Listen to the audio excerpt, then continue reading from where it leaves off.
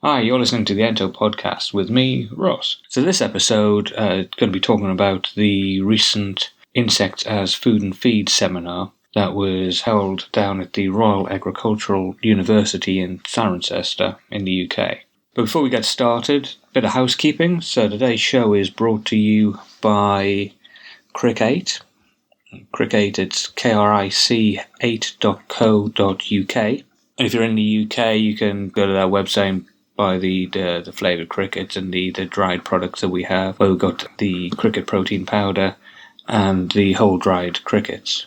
Got a new sponsor for the shows now. We'd also like to welcome on board Crunchy Critters. So Nick and the guys at Crunchy Critters have been serving the UK market since 2011. So these are the longest in the UK, as far as I know, sellers of edible insects. They sell a range of insects as whole, powdered, coated in chocolate. If you're looking for a nice selection to start, they do a mixed critter bag, which is the premium selection of the most popular edible insect. They're unseasoned mealworms, there's buffalo worms in there, and crickets and locusts. So they can be found at Crunchy, it's CRUNCHY, Critters, CRITTERS.com. That's all one word. If you check out their products and if you stick Ento 10, ENTO 10 into the basket, that'll get you 10% off your order. So before we get started in the show, so the guys in the UK, well mainly around the London area, I've been contacted by Aaron at Bug, Better Universal Grub. She's looking for people in London to help with his new project, or his project. Bug are going to start a insect meal service, so it's a insect meal kit subscription service. It'll start in May. They're looking to deliver a meal kit to people every fortnight. As part of their first group of subscribers, they want people ideally within London that they can build a personal connection with, discuss what you like and don't like about the service, and sort of help them expand through other parts of the UK. So each of the recipes has been designed by up-and-coming chefs, and they'll vary every fortnight. And every delivery will provide the ingredients for a meal that'll feed but either 2 or 4 people, depending on the recipe that week. And they will be, at the minute, they're looking at basing these recipes on fresh, dried and powdered crickets and locusts. It's going to be £15 for every meal kit. That includes the delivery. So if you're interested, I'll put his details on the Ento Podcast Facebook group, and they will also be in the Ento Newsfeed Facebook group as well. So this is where we say hi to some of the latest followers. So this is hi to Jim_N_Eat_Crickets. So Jim and Eat Crickets on Insta. Savannah Ashley Crickier and Bugzala. Hi to the guys on Facebook. So there's you, Thomas. There's Aaron Thomas. So Manuel Grillo, John Bolden, Ika Taponen, Stephanie France, Josh Galt, and Daniela Martin. I wonder if that's the Daniela Martin. But hi to you guys, and thanks for liking either Facebook or the Ento Podcast group or joining the Ento Newsfeed. So a lot of the stories that we'll have on the podcast I generally put out on the news feed first, and then later on I'll go back through the news feed and we'll bring them onto a show like this. This is a 2-day conference and it's organised by the Royal Entomological Society, and it was held on the 2nd and 3rd of April 2019. Like I say, it was held the Royal Agricultural University in Cirencester in Gloucester were the host venue. So there's a couple of sponsors that, as Multibox, are sponsoring the Royal Agricultural Uni Farm 491, which is their business innovation centre, the Woven Network, Michael Moores and ADAS. So the first day was food. So it kicked off sort of between 10:15. So the official start was 10:15, but it was a good chance to meet a load of people. So there's a few guys I want to say hi to that I met at the show. Big hi to Andy Holcroft from the Grub Kitchen. We'll talk about him a bit more later. Hi to the guys at Woven. So you can find Nick, Chris and Adam at the Woven Network. Adam can also be found on instarfarming.com. Hi to Florence and Roger. A hello to James from the University of Surrey and Benjamin Kennedy who's a veterinary surgeon. So a big hi to them as well. Big thank you to the guys at the Royal Entomological Society for putting the show or organising the show, and to the Royal Agricultural University for letting it being held at their centre. So the show started off with a case study from Grub Kitchen, which should have been Andy Holcroft and Sarah Bennion. They're based over in Wales, in St David. So if you in the UK, if you're sort of heading down to the Pembrokeshire coast, drop in these guys. So there's lots of displays for kids, and they get lots of school groups out. And Andy is the chef, and is, as far as I know, the only full-time UK insect kitchen. Unfortunately, Sarah couldn't be at the event, so Andy had to do the main presentation as well as the panel discussion before running off and preparing the canapes for the drinks reception that was held later on that afternoon. So Andy gave us a quick talk on how the bug farm was started, how Grub Kitchen was then included in the farm, and how the farm's extended from sort of Sarah's old family farm into the bug farm and the tourist attraction that it is today. These guys have won lots of awards in the UK, have lots of sort of school trips, and they've got some interesting things going on. They've got their range of Grub Kitchen cookies. They were also shown on the BBC, did a documentary on them, and recently they were also appeared on one of the James Martin's, who's a UK chef, one of his BBC shows. So if you can get onto the BBC iPlayer, you might be able to find I think it's the Bug Couple, the BBC programme. It may be on BritBox if the BBC and ITV actually sort of get their act together and publish that site. So they've got a lot of things coming up. One big project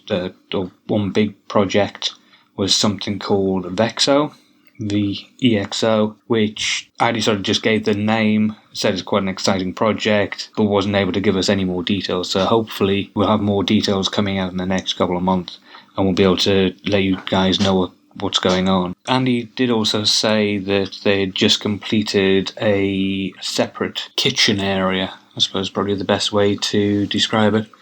So they've now got an insect.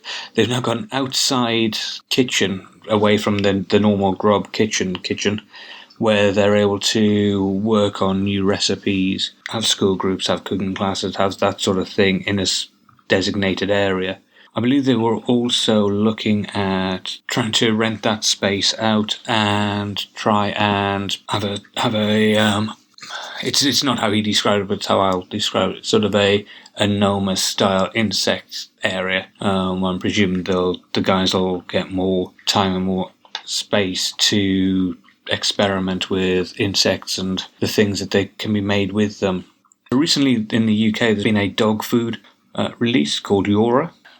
So Yora is made from oats, potatoes, kale, and it also has insects in there. And Andy was one of the guys behind designing this food. He was the chef that helped create it for this company. So I think they're looking at trying to go into that sort of area where they're able to do some consulting for other firms to make their product. So it's a fascinating talk. I'm hoping to get Andy on a future show, and Sarah as well, and we can go into more details about what Sarah's Bug Farm and Grub Kitchen do. The next talk was Fantastic Mini Beasts and How Not to Kill Them. This was a presentation given by Gary Needham from Cirencester. This was an interesting one. So Gary raises insects that then go on to he's sort of a mini beast farm in the UK. But instead of his insects going out to people for feed or food, they go into research on sort of food securities, because they're generally the things that Gary was saying he grows are insects that destroy crops, and trying to find out how to protect the crops better. Following on from Gary, we had a talk by Rocco at Ento Cycle. I've heard of a while ago. They are based in London, down by Tower Bridge, so the Bermondsey way. Not an area you think of when you're picturing a black soldier fly farm. So they're trying to bring in state-of-the-art technology with the insect production. The minute they're raising their black soldier fly on food waste, which comes from the local breweries and coffee shops. So around the Bermondsey area, there's the Bermondsey Mall, which is, I think there's 6 or 7 microbreweries down there. So they're able to get in the brewers' spent grain as feed. And then there's lots of the coffee shops around, so they're able to get the coffee grinds from these coffee shops as well. So Rooker was talking about how they start out their business, how they plan on going, and they're looking at trying to get mini farms around the country and then bring those products back to be processed. So effectively setting up I'm presuming call it a franchise. So if you've got space on your land and you're a farm, you can get this license from them. They give you the equipment, show you how to farm the black soldier fly, then the products come back, so that the larvae come back to London where it's then processed, and whatever they're using the larvae for, whether it's oil, proteins, dried as food, they will then process down here.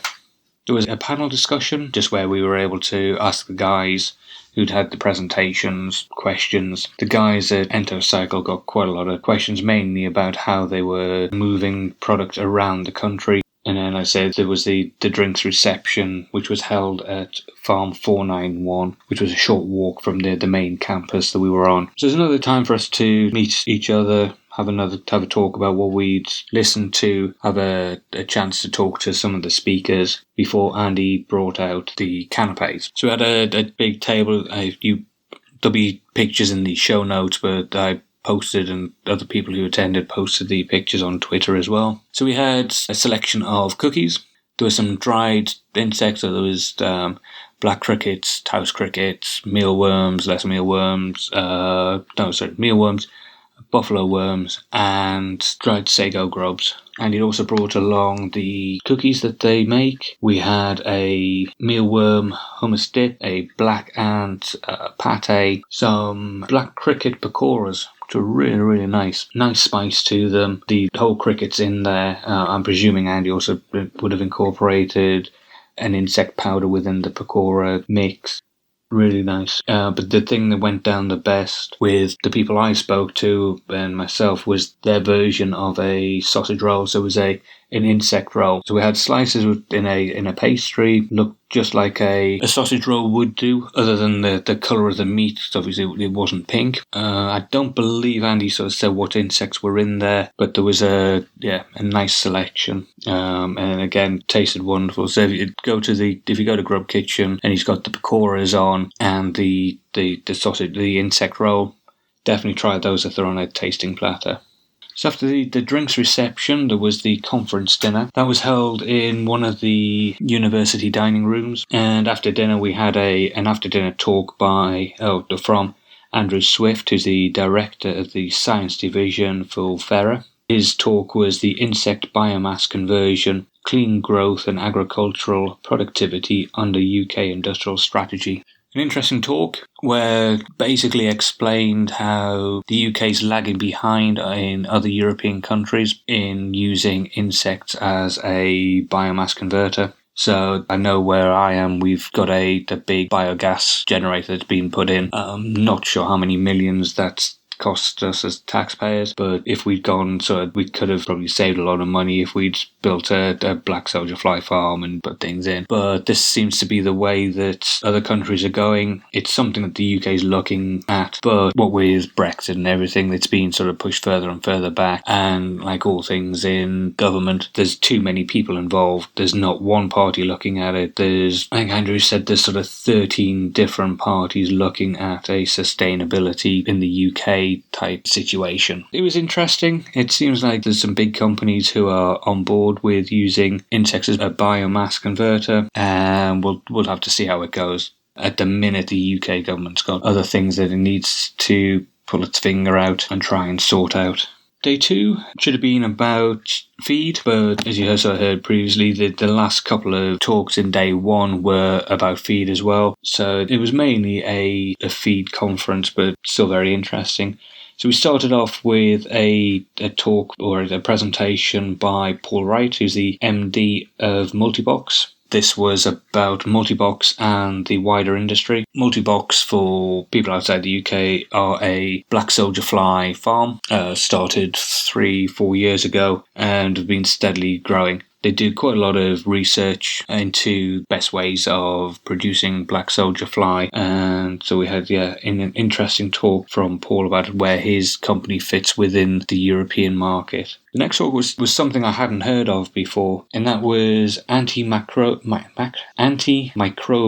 peptides in insect farming. So this was given by Chris Leonard and Tristan Cogan from IMBT. So his talk was on antimicrobial peptides. I'm having difficulty saying that today, so I'm just going to say AMP from now on. And what Chris had found was that insects who'd been fed on contaminated waste food didn't pass through those contaminations. So I think he started off with he started his business growing maggots for fishing, and they used to use chicken, and occasionally the chicken would have salmonella, but the end product wouldn't have any of the salmonella genes in there. And it turns out that when the larvae is eating the food, or when the larvae feels threatened, it releases these AMPs, which then attack whatever it would harm it. So it's like a built-in antibody, a built-in antibiotic. So they started researching whether they would then have to try and distress or threaten a tray full of these maggots, which obviously, if you've got thousands in a tray, is a long, time-consuming, laborious job. But it then, with further research, it turned out that you don't actually have to stress them. They just have to feel like they're stressed.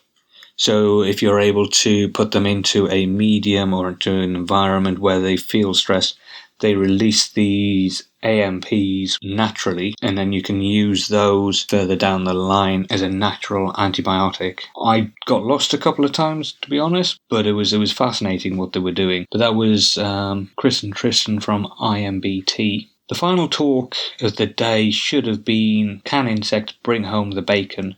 Preparing to Feed Insects to Livestock by Declan Ferguson from Fingborough Foods. Unfortunately, he couldn't make it on the day, so Benjamin Kennedy sort of stepped in and gave a talk on histology in animals. Predominantly, the talk was about arachnids, but led into, you've got to look at your insect husbandry when you're on the farm and you're raising your crickets, or you've got your tarantulas that he was looking at, another sort of natural, I think the wolf spiders and scorpions. And if you notice things that are going on, then instead of, in the case of crickets or mealworms, instead of just saying, right, well, I've lost this whole stock, if you can pull a few of the infected animals out, or a few of the animals out, euthanize those and send them off to have the histology done, so they're examined closely, their cells, their bodies are frozen. And it reminded me of the Bodyworks guy, Gunther, I can't remember the doctor's name now, who plasticized humans and then slices thin bits off, or just has the plasticized blood vessels on display. And it was where you saw slicing thin parts of an animal, a damaged area, and then examining those closely under a microscope to find out what the issue is.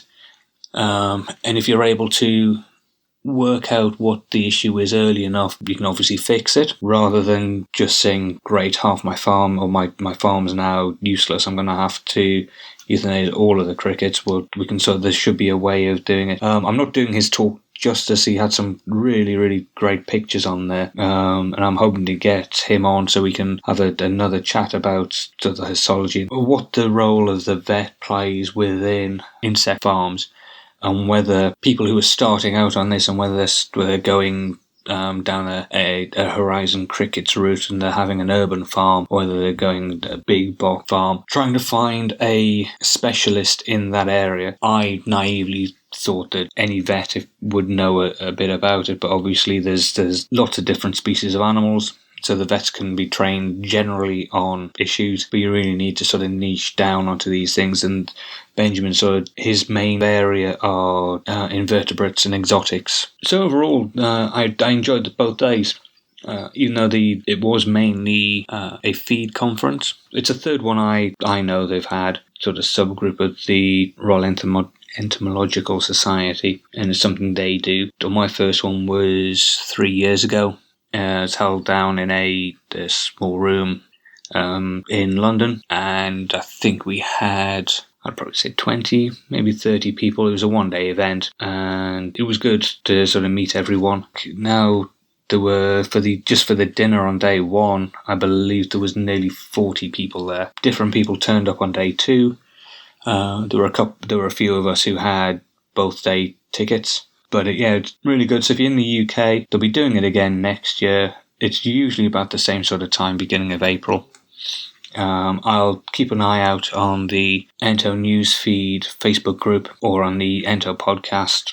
I'll sort of tell you when it comes back up again and when you can get your tickets. They put taxis on to Swindon Station, but because it's held on a university campus, they do have accommodation on site as well, which I think a few people that had the 2 days, I think a few people who just had the 1 day, just to go to the dinner as well, they took part in. But that's it for today's show. So again, big hi to everyone I met, to the guys at Grub Kitchen, at Woven, to Benjamin, James, guys at Horizon, Ian from By Jiminy's, who are a UK firm that do a cricket flour, which is actually the flour with cricket powder in, so I'm quite calling it cricket flour. And to Tom from Eat Lento. There was a guy there who was at the dinner. I didn't catch your name, and when after the talk, I hung around to sort of try and catch up with you. Couldn't find you. So hope you listen to this and drop me a line on info@theentopodcast.co.uk, and we'll talk about trying to get you on. That's it for this week's show. So this is Ross saying ta-ra for now. Thanks so much for listening to the Ento Podcast. For more great content and to stay up to date, visit theentopodcast.co.uk and on Facebook and Twitter @the Ento Podcast. We'll catch you next time.